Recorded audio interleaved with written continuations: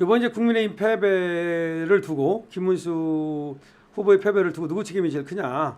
그다음에 앞으로는 또 누가 이 국힘을 이끌어갈 수 있느냐. 뭐 그런 여론조사를 했는데요. 여론조사가 뭐 한국 리서치가 시사인의 의뢰로 20일 대통령 선거 직후인 지난 4일부터 5일까지 이틀간 해가지고 14일 발표한 건데 여기에 보면은 책임을 윤석열 대통령 또 뭐 권성동 그다음에 또 뭐 한동훈도 있고 한덕수도 있고 뭐 여러 사람에게 책임을 지우고 있습니다. 그런데 이 여론조사에서는 책임이 윤석열 대통령한테 크다. 그리고 그 다음이 권성동이다. 이렇게 나오고 있습니다. 그리고 앞으로 보수 세력을 이끌 리더를 묻는 질문은 한동훈이가 18%, 이준석이가 10%, 김문수가 9%, 홍준표가 8% 순으로 기대감을 표시했는데요. 오세훈, 안철수는 5위 안에 들지 못했고요. 자, 이것이 지금 나타내는 걸 보면은 그렇습니다. 왜 김문수 후보가 패배했냐? 왜 국민의힘이 패배했느냐?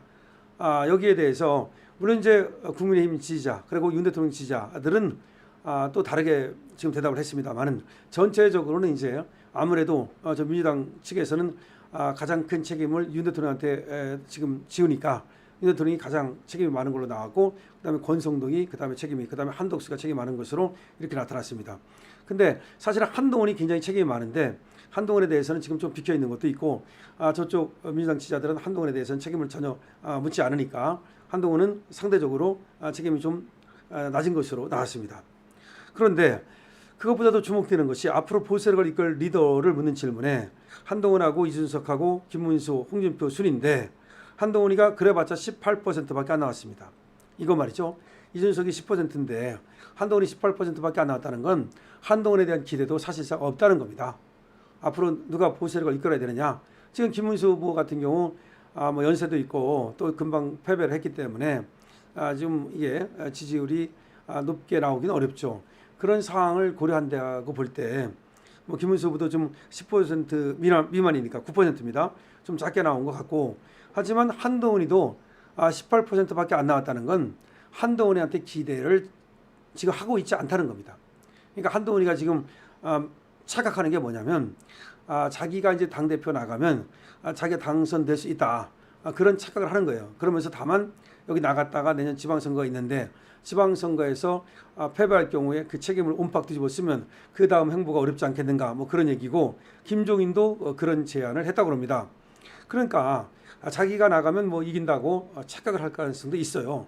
지금 한동훈이가. 그런데 사실은 지금 한동훈에 대한 지지가 낮다. 더군다나 18%가 여러분 이게 지금 국힘 지지자라든지 국힘 당원들이 한 게 아니고 전체 그러니까 이 한동훈은 역선택이 많단 말이에요. 이 역선택이 어마어마하게 들어왔을 거란 말이야. 그러면 이거 사실 역선택 빼고 나면은 뭐 10%나 될까 말까 그 정도예요. 그러니까 국힘 당원들만을 만약에 대상으로 하면은 한동훈을 지지하는 사람들이 많지 않을 거라고 생각이 되고 그러다 보니까 한동훈이 지금 당원들을 갖다가 막 늘리기 위해서 라방을 하면서도 당원에 가입하라 지금 노래를 부르고 있어요. 그래서 뭐 들리는 말에 하면 뭐 몇십만 명을 가입시켰다 이런 말도 있는데 그걸 뭐 과장 같고 적어도 뭐 몇몇 명은 가입시켰을지 모르겠습니다. 그런데 지금 한동훈이가 그렇게 하는 이유는 저번에 당내 경선 과정에서 보니까 이 당원들을 잡고 있지 않고는 사실은 당심을 잡을 수가 없고 당심을 안 잡으면 어렵겠구나. 이걸 이제 깨달은 거죠. 김문수 후보의 경선 과정에서 그걸 깨달은 겁니다. 그래서 이제 자기는 뭐 계속 그랬잖아요. 김문수 후보가 본선하고 있는 과정에서도 한동훈이는 사실상 대선에는 관심 없고 자기 경선했지 않습니까? 그러니까 사실은 한동훈이가 제일 책임이 큰 거야. 권성동하고 한동훈이가 제일 책임이 큰 거죠. 권성동, 한동훈, 그 다음에 한덕수. 그런데 지금 그 전체적인 여론조사에서는 한동훈을 갖다가 숨기고 말이죠. 한동훈의 책임을 안 묻는 이런 경향이 나타나고 있습니다.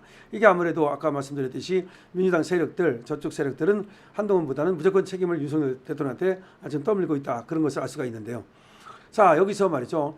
우리는 결국은 이 보수 정당, 국힘 정당은 이번에 대선을 갖다가 우리가 진 게 아니라 사실상 헌납했다는 얘기도 나오고 저 이재명과 저 민주당은 주워갔다. 우리가 생각해 보세요. 어떻게 이길 수가 있느냐. 한번 그 과정을 쭉 한번 계엄 때부터 그다음에 조기 대선 때까지의 과정을 한번 반추해 보자. 한번 생각해 보세요. 어떻게 이길 수가 있어요? 한동훈의 그 반란과 김상욱 같은 애들의 그 어떤 분탕질, 그다음 권성동과 권영세의 분탕질, 거기에다가 탄핵을 갖다가 찬성을 해가지고 배신을 때리질 않나. 그 다음에 또 김문수하고 한덕수하고 그 과정에서 있었던 일, 그 다음에 또 경선 과정에서 또 이 홍준표 또 경선 끝나고 나서 또 홍준표의 이 배신, 그 다음에 또 그 다음에 한덕수가 김문수로 바꾸는 그 억지로 바꾸려고 하는 권성동과 권영세의 그 쿠데타, 아니 뭐 그거 말고도 그 다음에 선거에 들어가서 한동훈이 마이웨이, 그 다음에 홍준표의 빤스런, 뭐 이런 모든 것들을 고려한다면 도대체가 어떻게 이기느냐. 그러고도 이기면 그건 기적이다, 미라클이다. 김문수 정도 되니까 그래도 그 정도라도 얻은 거지, 다른 사람이 나갔으면 이건 완전히 더블 스코어 됐을 거다. 오히려 이재명이가 표를 많이 못 얻은 거다. 그 정도 된다면 이재명이 당연히 과반수를 얻어야 되는데, 이재명에 대한 비토 의견, 비토 어떤 그 분위기가 워낙 세니까, 비토 여론이 워낙 세니까 이재명이 50%를 못 얻은 거지. 그건 땅짓고 훔친 거다, 걔들이. 그러니까 우리가 사실상 뭐 대선을 갖다가 졌다, 쟤들이 이겼다가 아니라 우리가 대선을 갖다가 헌납했다. 우리가 그야말로 이 대선을 갖다가 그냥 버렸다. 근데 쟤들이 주워갔다. 이렇게 봐야 된다는 얘기가 나오고 있습니다. 자, 이런 상황인데, 그러니까 이런 정도가 된다면 국힘당이 대선을 갖다가 이재명한테 갖다가 이 대통령 그 권좌를 갖다가 바친 거예요. 갖다 바쳤다고. 그런데 뭘 누구 책임 뭐 그걸 윤석열 대통령 책임이다. 그렇게 지금 이제 뭐 하는데, 아니 뭘 책임이 없다고 볼 수 없죠. 한동훈 같은 애를 갖다가 비대위원장 시키고 그야말로 이제 뭐 그 정권을 잃은 자체가 뭐 그것도 책임이라면 책임이니까 당연히 책임이 있다고 볼 수 있겠지만, 그 과정을 전부 다 반추해 보면 한동훈이 책임이 제일 크다고 해야 되는데, 아직도 이제 뭔가 한동훈을 갖다가 비호해 주는 그런 세력들이 있고, 그 다음에 뭐 레거시 언론이라고 그래서 한동훈한테 또 기대를 거는 그런 얼빠진 애들이 있고, 크진 않지만 또 일부가 또 한동훈에 대한 미련을 버리지 못하는 이런 또 사람들이 있고, 그러다 보니까 한동훈이 조금 나온 건데, 그래봤자 18%. 아니 18% 갖고 뭐 합니까? 한동훈한테 묻겠습니다. 18% 갖고 뭐 할 거야? 그거 가지고서 말이죠. 지금 더군다나 이 한동훈한테 기대를 거는 것이 그거밖에 안 된다면, 지금 국힘은 그냥 더군다나 한동훈을 붙잡고 뭘 해보겠다고 그러는 국힘이라면 그냥 국힘을 해체하는 게 낫습니다. 한동훈을 이걸 도려내지 못하면 국힘은 건강한 보수 정당으로 설 수가 없어요. 그런데 다시 한동훈을 부여잡고 뭘 해보겠다? 그 18%라도 또 그런 생각을 하고 있다는 자체가 오히려 경악스럽지 않습니까? 18%나 나왔다는 것, 18%밖에 안 나왔다는 것이 경악스러운 것이 아니라 18%나 나왔다는 것이 오히려 경악스럽지 않느냐. 한동훈을 갖고 지금 바지가랑을 붙잡고 뭔가 이 국힘을 살리겠다고 착각하고 있는 사람들, 이런 사람들은 정말 빨리 정신 차려라 라고 말하지 않을 수가 없습니다.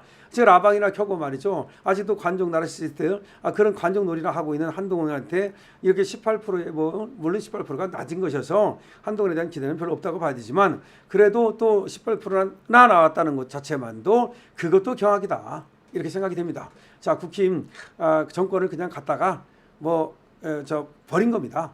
그래서 이재명이 그냥 공짜로 주신 겁니다. 그래서 더 분통이 터진다는 사람들이 많습니다. 이재명만 보면 정말 분통이 터져가지고서 정말 어찌할 수가 없다, 일상생활을 할 수가 없다, 이런 사람들이 정말 굉장히 많고, 그런 사람들이 뭐 여러 가지 댓글을 달면서 분통을 터뜨리고 있는데요. 여러분도 이 화를 갖다가 이제 분출해야 됩니다. 화를 안으로 넣으면은 이거 병됩니다. 그러니까 여러분들께서 강신업 TV 보면서 여기다 댓글도 많이 달아주시고, 그 다음에 이재명에 대한 어떤 성토도 해주시고, 그 다음에 한동훈은 이재명보다도 그에 못지않게 나쁜 놈이라고 하는 건 뭐 분명하니까, 여기에 대해서 아직도 미련을 갖고 있는 사람들은 미련을 버리시고, 그 다음에 또 미련을 갖고 있는 사람들을 보면은 그거 아니다. 국힘이 지금 다 버리고 가야 된다. 한동훈이야말로 버리고 가야 되고 홍준표 버리고 가야 된다라는 것을 설득력 있게 제시해 주시기 바랍니다. 지금 국힘은 모두가 사실상 무너졌습니다. 그런데 여기서 사실 해체하고서 새로운 사람으로 해가지고 가야지, 다시 뭐 한동훈이 어떻다. 근데 한동훈도 정말 지지율이 저렇게밖에 안 나온다는 건 사실상 정치 생명 끝났다는 것을 의미하는 것입니다. 여러분들 댓글 많이 달아주시기 바랍니다. 강신업 TV입니다.